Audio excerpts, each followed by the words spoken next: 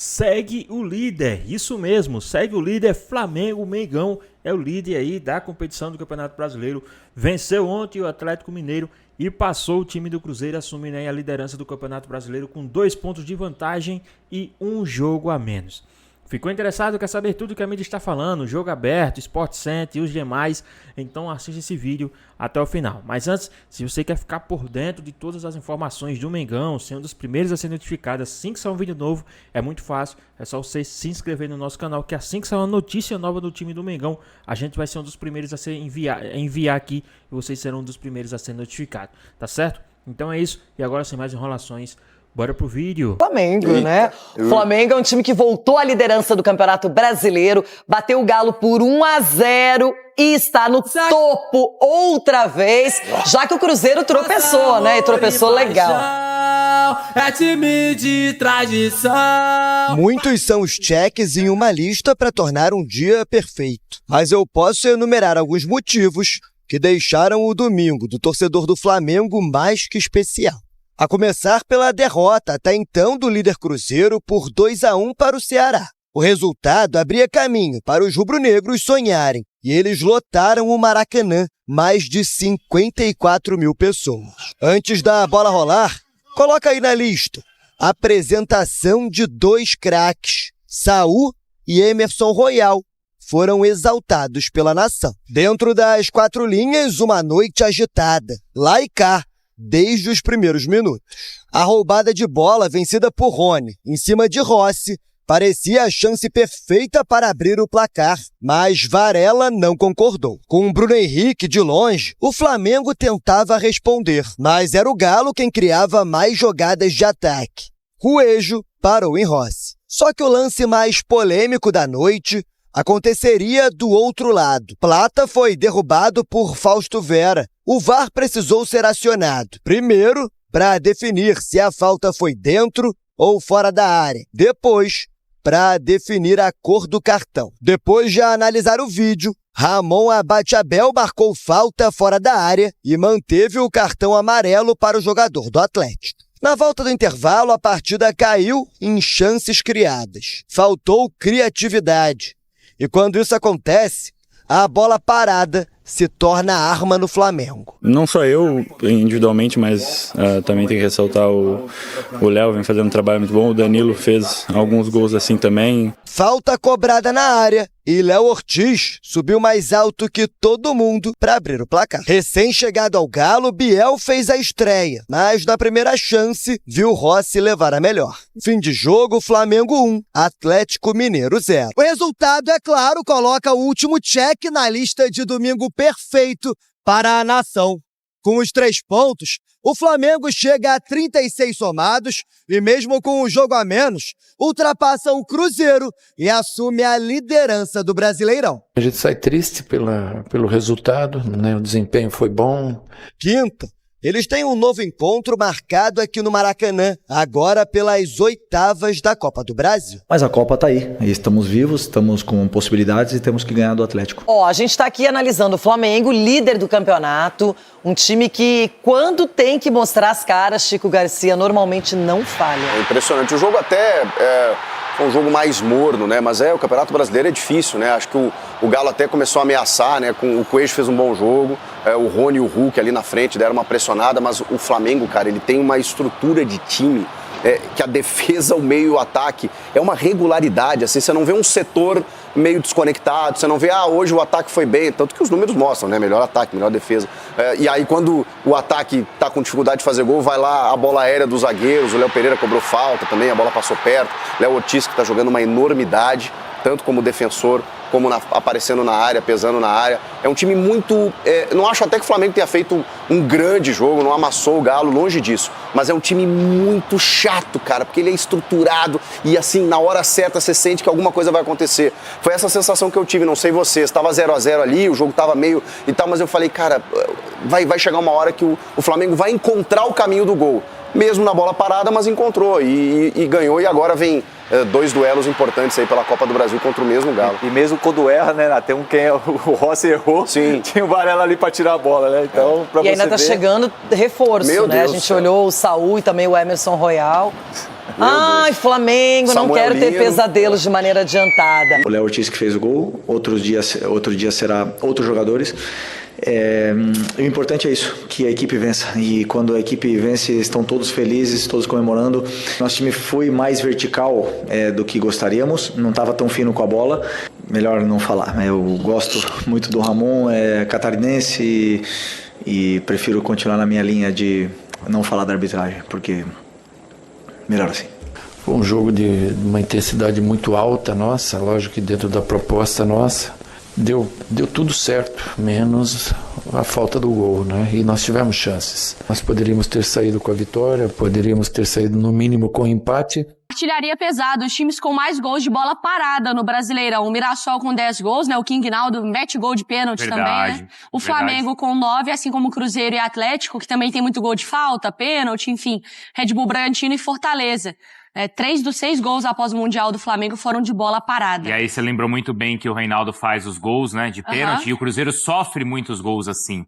Também. Então é um ponto também pra gente analisar, mas agora é com o Flamengo, então, que consegue marcar, consegue ser forte defensivamente, e por isso, Jufo, é o líder do Campeonato Brasileiro. É isso, Bruno, Mari, bom dia. Começando a segunda-feira já com a mentoria de Mariana Spinelli. Já está até mais leve essa manhã de segunda-feira aqui no Rio de Janeiro, principalmente para a torcida do Flamengo, que retomou a liderança do Campeonato Brasileiro, 36 pontos e um jogo a menos que o time do Cruzeiro. Melhor campanha desde a volta do Mundial de Clubes. São 5 jogos, 4 vitórias e uma derrota só, aquela derrota para o Santos na Vila Belmiro, num jogo de 2 tempos muito distintos, né? O primeiro tempo, uma trocação, onde o Atlético teve as melhores chances, essa do Rony, como foi citada, uma outra também com o Gustavo Scarpa, que ele acertou o travessão do goleiro Rossi, uma trocação, os dois times muito ofensivos, dando espaços, e a segunda etapa já diferente, um Atlético mais recuado e um Flamengo jogando um ataque contra a defesa, o Atlético não conseguindo ter gás para sair no contra-ataque, as alterações também não surtiram efeito, o Júnior Santos não entrou muito bem, o Biel só entrou no final, que era novidade, né, novo reforço do Galo, e um Flamengo pressionando, tentando sufocar o Atlético, e aí a bola parada, como vocês vinham falando, fez a diferença mais uma vez nessa vitória. Dessa vez foi o gol do Léo Ortiz, contra o Bragantino o gol de empate foi o Léo Pereira de cabeça, contra o Fluminense o gol da vitória foi contra o Pedro. Se a gente for até um pouco mais atrás, em jogos muito importantes, o Deportivo Táchira, um jogo que o Flamengo estava passando muito sufoco, precisava vencer para se classificar na Libertadores, e o gol foi do Léo Pereira num cruzamento do Luiz Araújo também, bola parada. Então o Felipe Luiz mostrando essa importância em jogos onde o Flamengo joga contra defesas muito recuadas, a bola parada fazendo a diferença, e o Flamengo retoma a liderança agora com essa vitória. Próximo jogo quinta-feira de novo contra o Atlético Mineiro pela Copa do Brasil, numa maratona. O Flamengo depois encara o Ceará e aí depois a partida de volta contra o Galo na Arena MRV, mas por enquanto aqui sendo comemorada essa liderança, e a partir de amanhã já pensando no time para o Atlético na quinta, amigos. Galera, vamos dar uma olhadinha aí também no que o pessoal do F360 falou aí dessa vitória do time do Flamengo. Vamos dar uma olhadinha aqui rapidinho. O Flamengo, ontem o gol foi do Léo Ortiz, vitória sobre o Galo, os times voltarão a se enfrentar, como lembrou o Eugênio no início do programa, pela Copa do Brasil no meio da semana, mas ontem deu Flamengo. Personagens do jogo, vamos lá. É um jogo de estratégia também, não é só um jogo dentro do campo.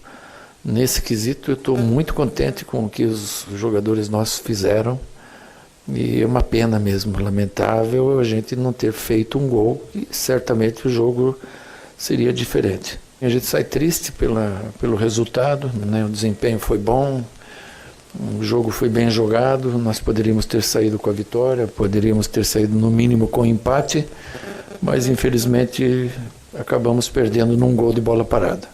Bom, bola parada é uma das fases do jogo, damos a importância que ela merece, né, porque jogos bloqueados muitas vezes são desbloqueados na bola parada, e acreditamos que a chegada do Rodrigo Caio junto com toda a comissão tenha com certeza influenciado muito nessa potência, né? E agora os próprios jogadores acreditam e estão se sentindo poderosos outra vez na bola parada, e isso é importante, que eles gostem, que eles sintam o gosto por isso e que vejam sempre que resolve jogos.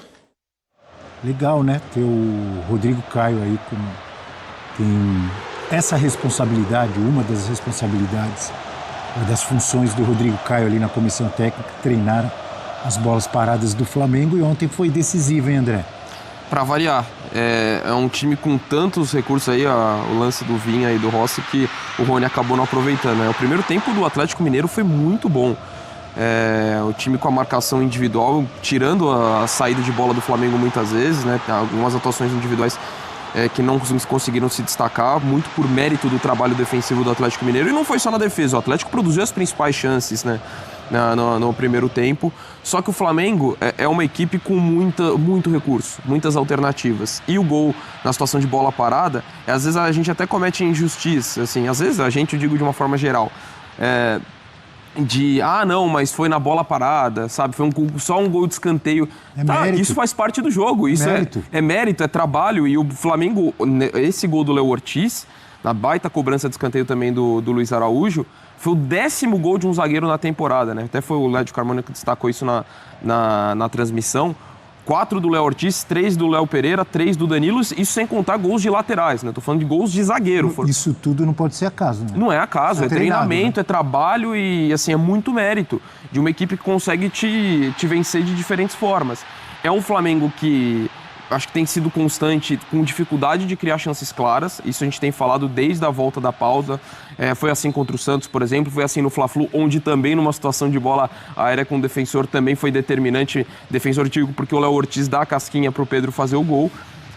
Então, o Flamengo tem esse mérito, mas é um time também que está com dificuldade de criar com bola rolando. E isso apareceu de novo contra o Atlético Mineiro, que vem de um período muito complicado, né, muito turbulento. Pensando no tempo normal, vinha de derrota, embora tenha se classificado contra o Bucaramanga, mas o jogo de ontem acho que tem que ser encarado de forma diferente, porque ele mostra, apesar da derrota, de um Atlético que se mostrou capaz de encarar esse Flamengo na Copa do Brasil, que acho que conseguiu fazer boas adaptações. Acho que o Cuca montou o time, mudando, né, a formação ali com a linha de 3, o Scarpa mais pelo lado esquerdo, o Menino pelo lado direito.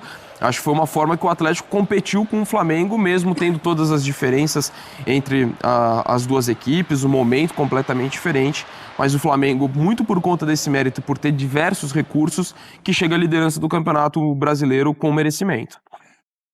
Times com mais gols de bola parada no Brasileirão.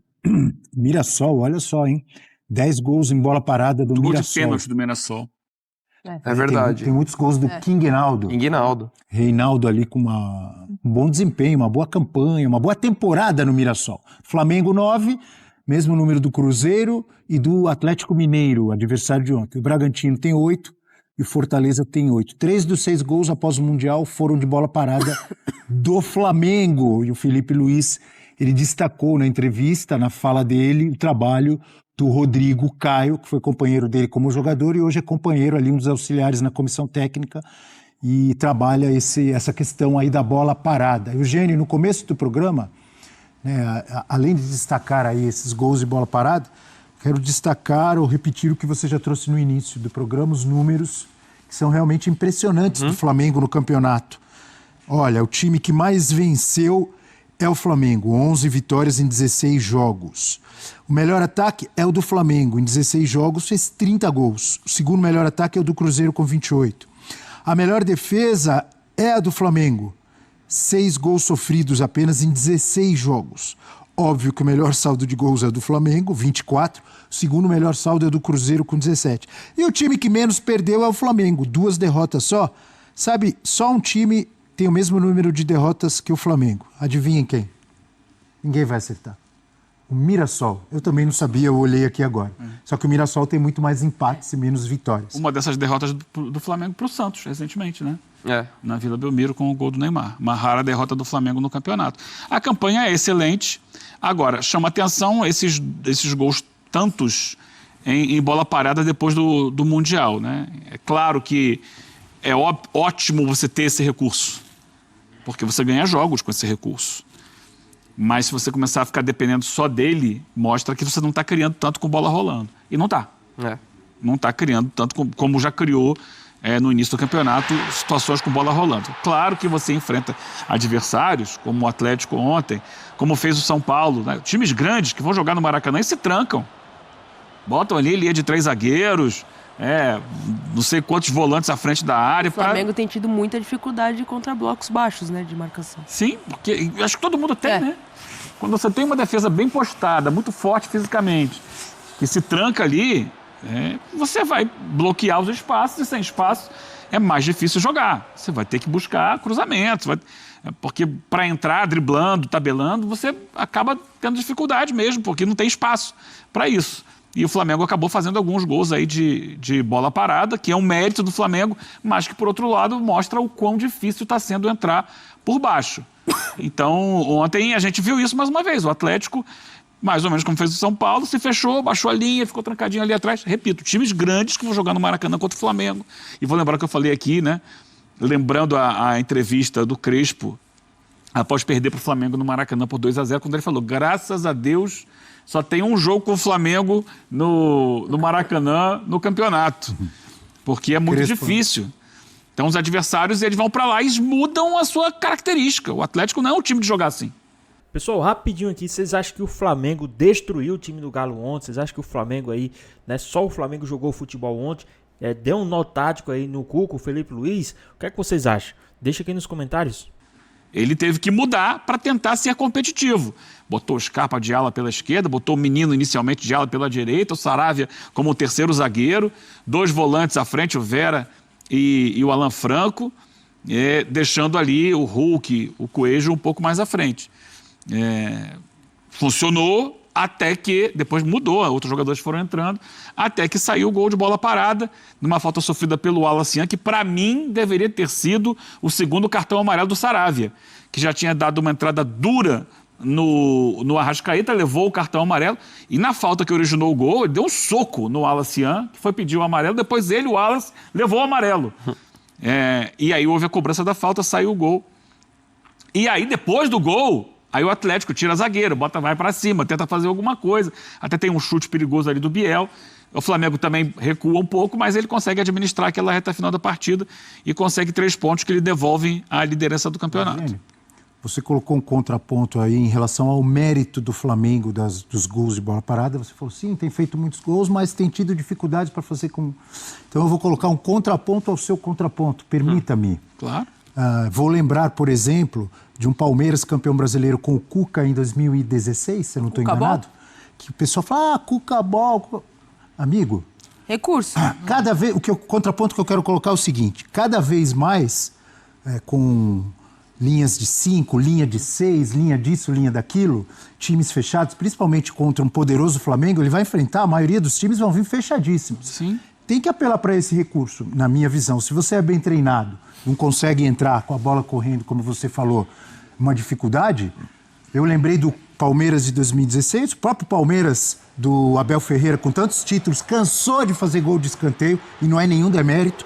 A Alemanha, campeã do mundo em 2014 aqui no Brasil, fez muitos gols de bola aérea, inclusive no 7-1 e em outros jogos que eu me lembro. A França, campeã na Rússia, vários gols também de bola aérea. Infelizmente ou felizmente, é um recurso cada vez mais usado. Você tem que criar repertório, Abel. Tem dificuldade, você tem que criar alternativas de jogo. Diga, Natália, desculpa. Não, você tem que criar alternativas de jogo. O Flamengo, eu vou lembrar um jogo no Mundial, foi o Manchester City contra o Al-Hilal, não, o Al-Ali. O Al-Hilal. O Al-Hilal. O que ele perde. O que ele perde, inclusive. O que fez o time? Baixou seus blocos ali, o City ficou de um lado pro outro, e não conseguia entrar. Você tem que criar repertório. Não foi efetivo na bola parada, né? Não conseguiu ser eficiente a ponto de não levar para uma prorrogação. O Flamengo, assim como o exemplo que você citou do Palmeiras, é uma alternativa. Quando você tem dificuldade, e aí falta um pouco de repertório no sentido dessa bola rolando com essas linhas baixas de marcação, você vai na bola aérea, você tem bons cabeceadores e te torna um recurso considerável ao longo da partida para conseguir fazer. O Flamengo... Os cabeceadores, você tem que ter bons jogadores para cruzar a bola, né? Isso sem dúvida alguma, né? Porque tem cruzamentos que não dá. Agora, ao longo do jogo, e aí o Atlético Mineiro ele não foi um time que ficou o tempo inteiro com esses blocos baixos de marcação. Em dados momentos como esse que a gente vê, tem esse passe de ruptura, um abraço pro Celso, que usa muito esse termo, que vem da linha de defesa direto pro ataque para esse cara que vai entrar no facão em velocidade. Isso também é um recurso, é um repertório a mais para você ter. Se você tem jogadores de qualidade e estão no seu campo defensivo e conseguem fazer esse passe para te acelerar o jogo nas costas da zaga, você também tem mais um repertório. Então o Flamengo tem alguns. E ontem, mais uma vez, o que funcionou foi a bola parada. Para mim a questão não é um problema o Flamengo tá ganhando de 1-0 com uma situação de bola parada. Nenhum problema. Pelo contrário, mostra a qualidade. A questão é que tem jogos em que ele não tem produzido tanto quanto ele já produziu. Pega, por exemplo, contra o São Paulo na volta, foi um amasso. Ali produziu muito, ganhou aquele jogo. Mas daí no jogo contra o Fluminense teve mais dificuldade. No próprio jogo contra o Santos, controla a posse de bola, domina territorialmente, mas não criou tanto. Então, assim, a questão não é... Pode se vencer todos os jogos sempre com gol de bola parada, zero erro. A questão é que o Flamengo já tem demonstrado um pouco mais de dificuldade para criar com bola rolando em alguns jogos. Acho que esse é a questão. E assim, ponderando, não é que é uma tragédia, tá tudo. A gente está falando do líder do campeonato, com melhor ataque, melhor defesa. Sim. As coisas estão muito bem. Então eu não quero parecer aqui que o Flamengo está em crise. Pelo contrário, o time está muito bem. Só que dentro da produção ofensiva, o time já conseguiu produzir mais com a bola rolando. Esse só uma observação em relação a um trabalho que está sendo muito bem conduzido, de um time extremamente forte que briga por tudo. Então não é num aspecto negativo, mas é só chamar atenção nesse aspecto, porque é um time que tem tido um pouco de dificuldade na criação com bola rolando. Nesse que você citou, o Flamengo tem, acho que não chega a 10 finalizações. Exato. No jogo. De um time que tem muita posse de bola, aí fica naquilo, né? De você tentar encontrar o espaço o tempo inteiro e não consegue campo para finalização. E é o mérito do Flamengo que todo mundo contra ele se tranca lá atrás. Sim. É o que eu falei. Quem não se trancou foi o Santos. Jogando em casa, o Santos... É claro que ele partiu mais da defesa, mas ele jogou mais o jogo. No Maracanã tá todo mundo se trancando. E isso é porque o Flamengo é muito forte. Sim. Agora, por outro lado, você falou agora há pouco, o Arrascaeta começou muito bem e deu uma caída. Já não está mais fazendo tantos gols. O Bruno Henrique também não está fazendo gol. O Pedro fez o gol contra o Fluminense, mas também contra o Bragantino e ontem teve pouca situação Segundo ali. jogo de titular, né? O Plata já não consegue também fazer o que já fez. O Luiz Araújo saiu do banco para dar uma melhorada no time. O Alacian, quando entra, também melhora o time. Esse não tem mais o Gerson. É importante. Então, tem que se readaptar a uma nova forma de jogo. Você está lidando com um momento de transição. Também tem isso. Saiu o Wesley. Não tem mais o Wesley. Os dois laterais esquerdos, que eram os primeiros na fila, estão machucados. Então, ontem o Vinha entrou e ele falou, olha, primeiro jogo como titular dele, jogou 80 minutos, até mais do que o esperado. Mas ele falou assim, eu não vou ficar indo pro ataque o tempo todo inteiro que eu não tô pronto para isso. Fiquei mais na defesa. Ele falou isso depois do jogo, não dá para ficar indo o tempo todo. Porque como ele gosta de jogar, subindo ao ataque, mas ele fisicamente não está bem ainda, não está pronto, então ele foi menos. Que ele tinha entrado contra o Bragantino no final e deu uma arrancada que originou o gol do Flamengo da vitória. Então tem esses poréns também. Então, para estrear aí os reforços, né? Que chegaram, então... Que reforços, né? Vai chegar o Saul, vai chegar o Emerson Royal. Estavam lá no Maracanã, os dois. O Emerson Royal eu ainda acho, em relação ao Wesley, eu acho ele abaixo ainda. Eu tô falando momento, tá? Mas tô falando da transição. Sim, mas tem a transição, exato. Vai chegar o Samuel Lino em algum momento. Então a gente tem que ver. O Flamengo, vamos lembrar que não conta com o Michael, que está machucado. Também não tem jogado bem, mas está machucado, deve ir embora. Olha os dois aí, ó. Os dois apresentados. Saul e Emerson, ontem no Maracanã. Que eu acho que, assim, acima de tudo, o que eles vão trazer é um frescor para o time. Jogadores que vêm de um tempo de descanso, né? Tiveram todas as férias da temporada europeia, então meses aí parados. Então eles entram numa reta final de temporada no Brasil com o corpo muito mais descansado em relação aos outros que já estão jogando. Então eles vão entregar fisicamente muito para o time. E esse time do Flamengo exige muito fisicamente. Mesma coisa o Samuel Lino quando chegar. Embora o Atlético tenha participado do Mundial de Clubes, então ele não está tão fresco quanto os outros, mas vai estar mais fresco que os jogadores do Flamengo. Então é importante, eu tenho pontuado, esse é o momento de janela que é fundamental você trazer reforços que deem gás para suas equipes, pensando num segundo semestre que vai ser muito puxado para um elenco como o Flamengo, então, que está em todas as competições e que tem pressão para ganhar todas as competições, é muito puxado. Quinta-feira tem o primeiro jogo das oitavas de final da Copa do Brasil, do confronto exatamente entre Flamengo e Galo. Primeiro jogo no Maracanã.